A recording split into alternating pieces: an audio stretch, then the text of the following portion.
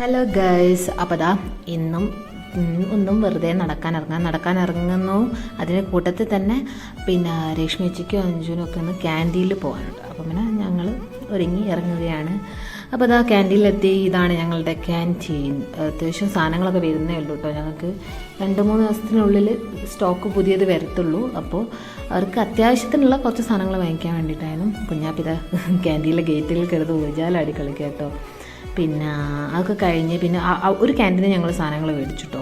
അത് കഴിഞ്ഞ് ഞങ്ങൾ പോയി. പിന്നെ ഞങ്ങൾക്ക് ഒരു ക്യാൻറ്റീനിലൂടെ കയറാനുണ്ടായിരുന്നു. അപ്പോൾ അതാ ഇവിടെ ചുരിദാറിൻ്റെ എന്നും ഞങ്ങൾക്ക് എന്താ പഠിച്ച് നടക്കുന്നേരം ഇതിട്ടാൽ ഓരോ ചുരിദാർ നോക്കി വെച്ച് പോകും, വാങ്ങിക്കുമല്ലോ കേട്ടോ. ഞങ്ങൾ 3 പേരും ഒരുപോലെയാണ്. അങ്ങനെ ഇതാ അടുത്ത ക്യാൻറ്റീനിൽ എത്തി. അവിടെ നിന്നും കുറച്ച് സാധനങ്ങളൊക്കെ ഉണ്ടായിരുന്നു. അപ്പോൾ കണ്ടോ, റാക്കൊക്കെ കാലിയാണ്. കുറേ സാധനങ്ങൾ ഇനിയും സ്റ്റോക്ക് വരാനാവുന്നതേ ഉള്ളൂ. അപ്പോൾ ഇതാ ഉള്ളത് കുറച്ച് സാധനങ്ങളൊക്കെ എടുത്ത് പിന്നെ ഇതാ കുഞ്ഞാപ്പിയും ഒക്കെ ആവുന്ന സാധനങ്ങളൊക്കെ ഓളും എടുക്കുന്നുണ്ട്. ഓരോ പാക്കറ്റ് എടുത്ത് മാഗിനൊക്കെ പാക്കറ്റ് എടുക്കുക. പിന്നെ മിഠായികളതൊക്കെ എടുത്തിട്ട് എൻ്റെ അടുത്ത് കൂടെ തരിക, അമ്മ എന്ന് പറഞ്ഞ പേര് കേട്ടോ. അങ്ങനെ എനിക്ക് സാധനമൊന്നും വാങ്ങിക്കാമല്ലായിരുന്നു. അവർ സാധനമൊക്കെ വാങ്ങിച്ചു. പിന്നെ ഞങ്ങളിന്ന് തുലിപ്പിന്ന് ചായ കുടിക്കാത്ത ഒരു ദിവസം കൂടി ആയിരുന്നു കേട്ടോ. ഇന്ന് എന്താണെന്നറിയില്ല, 3 പേർക്കും ഒരു മൂടുണ്ടായില്ല. ഞങ്ങളതുകൊണ്ട് ചായ ഒന്നും കുടിച്ചിട്ടില്ലേ.